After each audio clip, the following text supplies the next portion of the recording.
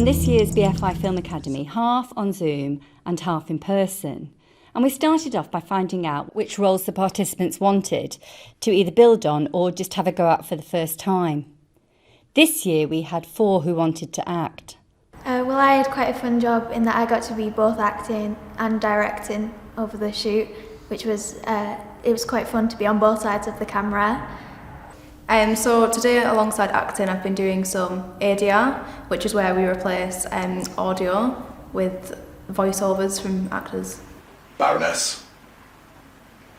First this evening, I'd like to challenge the jumped up accusation. Getting to know the software and the editing is really interesting. Detective! Because there was a demand for the camera department, we had 7 participants who wanted to shoot.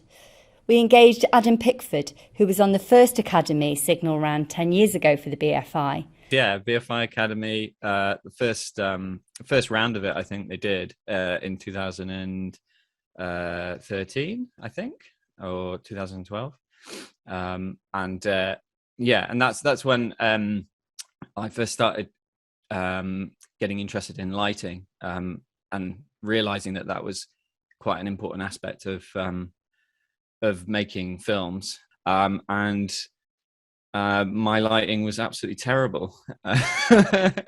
Having secured Adam as our cinematographer mentor, we decided on comedy for the genre and wrote the specifics of the script around the talents of the comedic actor who we cast for the protagonist. So I worked a lot with the young people online in some video calls, and in those initial meetings we worked very hard on various ideas for characters and stories and stuff that are funny, because it's really, really difficult to do comedy. You know, it's incredibly difficult.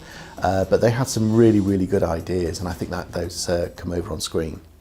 Working with the young people is incredibly rewarding because they're all so keen and they're so eager. And it really gives you a lot of energy. I think the most surprising thing is how professional they all are. They've obviously been trained very well to work in a very professional manner, and that comes across when they're on set. You do have to speak to a lot of people, so normally I used to feel really awkward and I had to tell people what to do, but now it's kind of no, I need you to tell me, is this okay, what needs to happen. So it's definitely helped with communication skills and social skills in general. On sets, there's no time for just messing around and sitting there. You have to get things done, and even if mistakes are made, you can learn from them and then further improve in the future. What are you doing? I'm set dressing. What for? Making a makeup room. I mostly worked on makeup and set design, and I did a cut neck for one of the scenes in the hotel with Kez when she was meant to be dead on the floor. It was okay, but it went really well and the process went well because I practiced a lot on myself and it worked out really well. Helping me narrow down what I want to do in the future, so I definitely want to specialise in makeup and set design a lot more, so I'm going to look into those.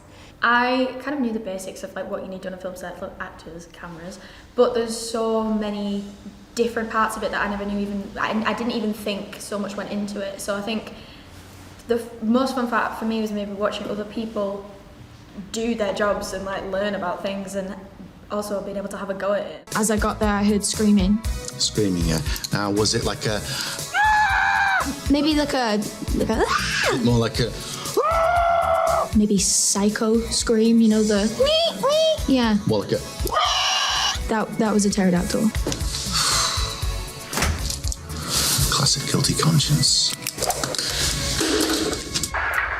The story is about a rather overzealous security guard called Ed, I'm sure he's no relation to me, who thinks that he's stumbled into a murder scene. And because he's such a big fan of the actress who he thinks has been murdered, he hatches a scheme to solve the murder himself.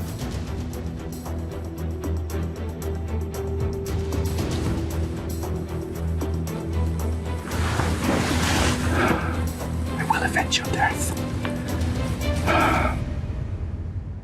I will solve this crime. And that's a wrap! Brilliant.